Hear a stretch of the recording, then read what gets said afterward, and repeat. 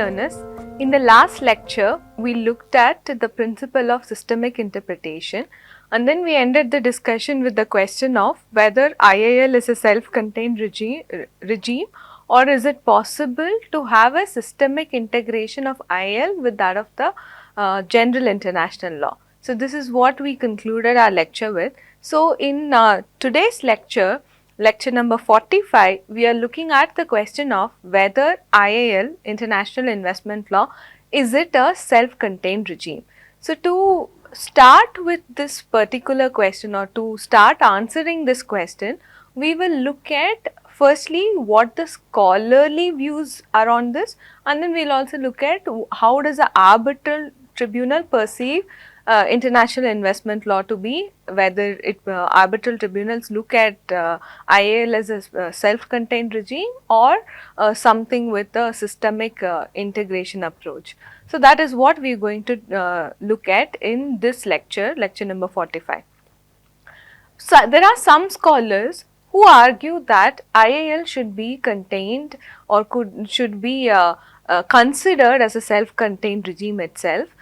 But they are very few in number. In fact, there is this one scholar, Ratner, who had come to the conclusion that if international investment law is looked at a self-contained regime, then that would be better because there are certain doctrines and decision-making mechanisms that have been adopted which are tailor-made to international investment law, and therefore he argues that international investment law should be looked at as a self-contained regime.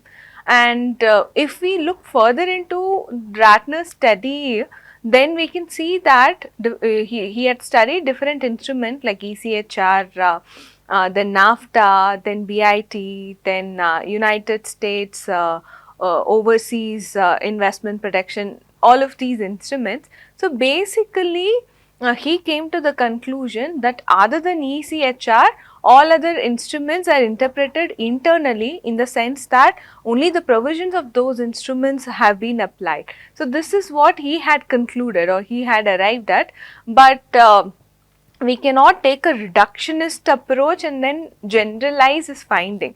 So basically he did not even look at the factor of whether environmental concerns could be integrated through the principle of systemic integration. So that was not even his focus of study. So in such a case, how do you perceive an international investment law? Is it a self-contained regime or is it something where it follows a systemic integration approach? Most of the scholars say that IIL is not a self-contained regime and that other instruments on general international law are also applicable on international investment law. In fact, if you look at Benedetto also argues that most scholars do not consider IIL as a self-contained regime. So that is the conclusion of Benedetto as well. So in that case, Ratner could be, and Ratner's study was also in a different context. So generally, if any scholar considers IIL to be a self-contained regime, we can safely say that they belong to the minority group. Majority of the scholars consider this to be IIL to be an approach which also encapsulate the systemic integration approach as well. So this is where we could sort of say that IIL is not definitely a self-contained approach. But it's not just the scholarly articles that we should look at or scholar views of the scholars to answer this particular question. What about arbitral tribunals? How do they perceive IIL to be? Is it a self-contained regime or is it something that favors systemic approach as well? Then if we see the very first ICSID case, AAPL versus Sri Lanka, the AAPL tribunal has stated that IIL is not a self-contained closed legal system, whereas the tribunal stated that they will decide the issue in the context of a wider judicial context by also looking at general principles of international law as well. So therefore, some of the arbitral tribunals, especially the first ICSID case, have explicitly stated that. Even in other decided cases, the problem that we face is arbitral tribunal explicitly do not identify whether they are taking a self-contained approach or systemic approach. The reason being, that's not they explicitly say, but sometimes we can infer from the decision whether the tribunal had taken a systemic approach or a self-contained approach. So that is a possibility we can infer from how the cases have been decided. And Forchant had conducted a study, and he had studied 72 disputes decided between 1998 and 2006 in order to look at whether a coherent set of principles are getting developed because of many decided investment disputes. And particularly Forchard was interested in looking at whether international investment law is becoming or contributing to further fragmentation of international law. So that was also one of the things that Forchard was looking at.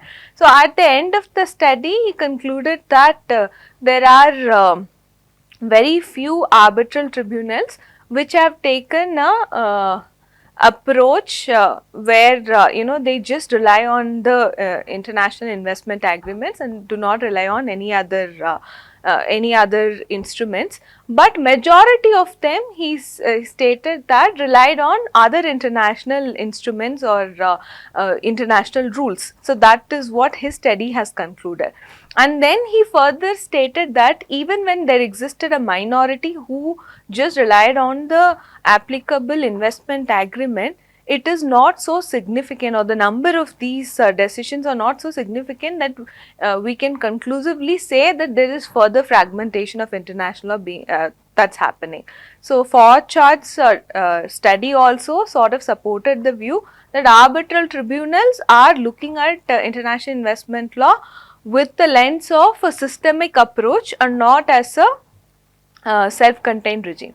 So that is another thing that we could see. Okay, so when if that is the case, then what is the problem? Because as we've discussed in the 6th, 7th and 8th week, we are now in the 10th week, the cases that we discussed on those weeks, we could clearly see that some of the some of the cases have not referred to international environmental agreements. This is something we also discussed in the context of applicable law, the lecture number 43 as well. So then where is the problem coming up? Why are arbitral tribunals not looking at international environmental agreements? The problem is not with regard to IAL being a self-contained regime, but rather what is the degree of autonomy of IAL to derogate from general international law. So that is where the uncertainty lies. Why all these scholars have concluded that IAL is not a self-contained regime? Because we do see excessive reliance on international law, especially to determine the scope of fair and equitable treatment. So technically arbitral tribunals are looking at other international instruments to identify the scope of FET clause and other clauses like umbrella clause and all of that, right. So when they look at international law for these purpose, then ideally the arbitral tribunals also has a possibility to look at international environmental agreements while deciding a measure that was challenged, an environmental measure that was challenged in an investment dispute. So that possibility do exist, and there is a theoretical legal basis to this possibility under Article 31(3)(c) also. So this is something we can very assertively conclude that since arbitral tribunals are looking at international law to determine the scope of FET clause, they can also look at international environmental agreements while deciding if the environmental measure is expropriatory or if it violates fair and equitable treatment or not. So that possibility also do exist. How have arbitral tribunals looked at it?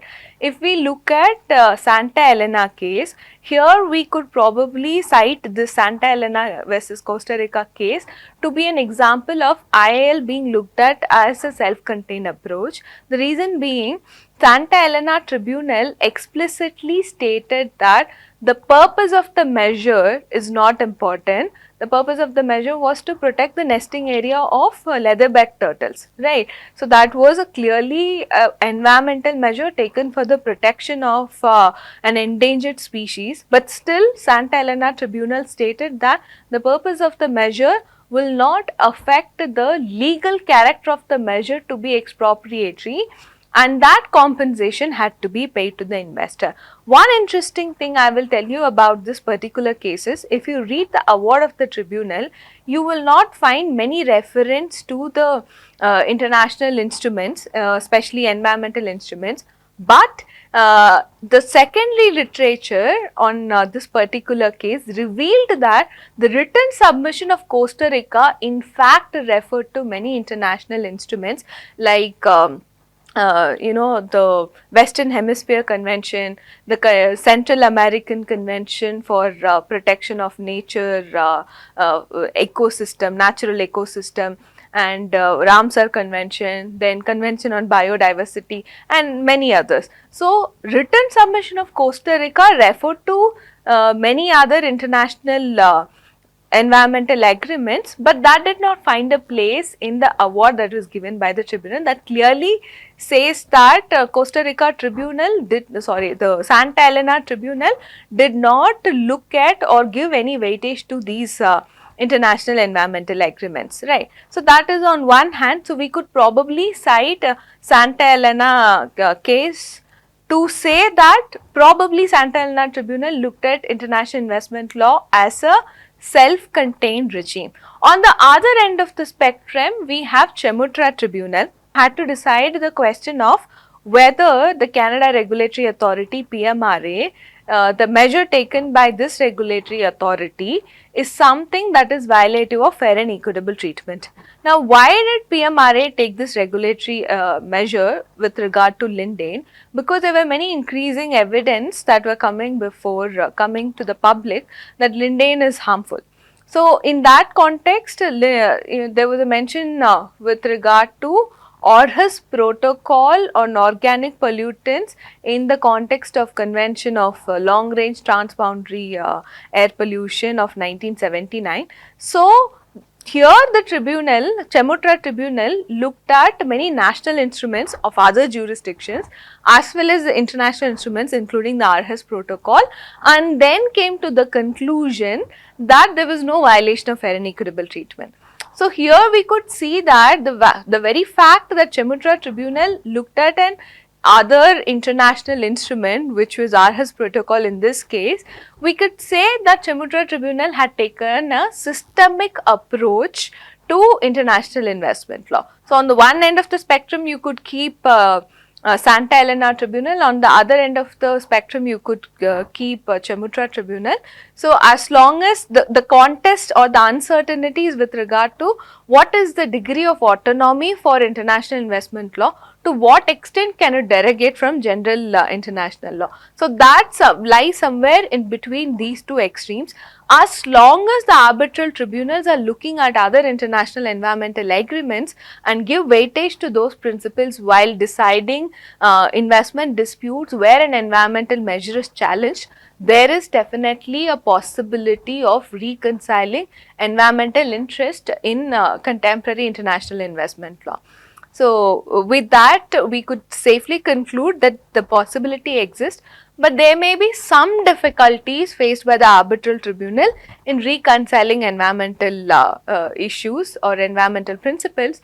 So, that is something we will discuss in the next video. Thank you.